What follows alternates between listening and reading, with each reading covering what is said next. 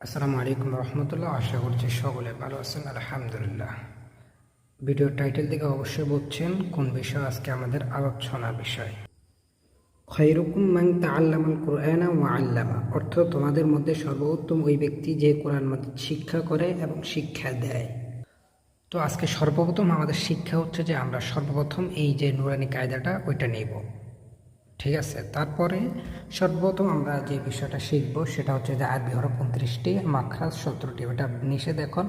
এখন সর্বপ্রথম যেটা কাজে লাগবে ওটা হচ্ছে আপনার আরবি হরফ 29টি, এগুলা শিখতে হবে। যেমন আমরা সবাই জানি আলিফ, বা, তা, সা, জিম, হা, খ, দাল, জাল, র, জা, সিন, শিন, সদ, দ, ত, জ, আইন, গাইন, ফা, কফ, কাফ, লাম, মিম, নুন, ওয়াও, হা, হামজা, ইয়া। এটা ইয়া।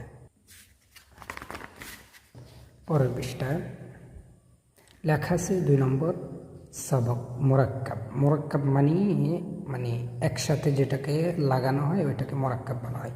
এখানে দেওয়া আছে আলিফ, এটা লাম আলিফ। লাম আলিফ বলতে লাম আলিফ মানে একসাথে বললে এটার নাম লাম আলিফ। তাহলে এখানে দুইটা আগে আছে লাম, তারপরে আলিফ, লাম আলিফ।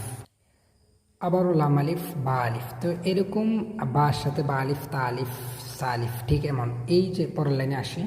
হ্যাঁ, এখানে দেওয়া আছে লাম, তার সাথে হয়েছে হা, তারপরে এখানে লাম, হা। এখন হা 2 রকম, এটা বড় হা, এটা ছোট হা, ঠিক আছে। সামনে এখানে বা, লাম, বা একত্রিত। সর্বপ্রথম শিখতে হবে যে একত্রিত হরফগুলো আপনার বুঝতে হবে, কারণ শুরুতে আলিফ বাতায় যেভাবে আলিফ থাকে, বা থাকে, তা থাকে, ঠিক কোরআন শরীফে ওইভাবেই কিন্তু থাকে না। অনেকভাবে বা দেওয়া হয়, অনেকভাবে তা থাকে, অনেকভাবে সা থাকে, কোরআন শরীফে অনেক ধরনের থাকে। এটা আপনাকে শিখতে হবে এখান থেকে, নুরানি কায়দা থেকে। এখানে বা, লাম্বা, এখানে কাফ, এখানে কাফ, এখানে কাফ, বা মানে একসাথে 2টা হরফ। এইটাও কাফ। তাহলে এই যে একটা কাফ, এই কাফ দুটোটা কিন্তু আলাদা। এটা একরকম, এটা একরকম, এইটা আর রকম। এখানে 3 রকম কাফ দেওয়া আছে। তাহলে কাফ কিন্তু এই আলিফ বাতার মধ্যে একরকম দেওয়া আছে, বাকিগুলা নাই। এখানে 1 2 3 রকম। তাহলে এরকম প্রত্যেকটা হরফেই 3 4 রকম, 5 রকম, অনেকভাবেই হয়।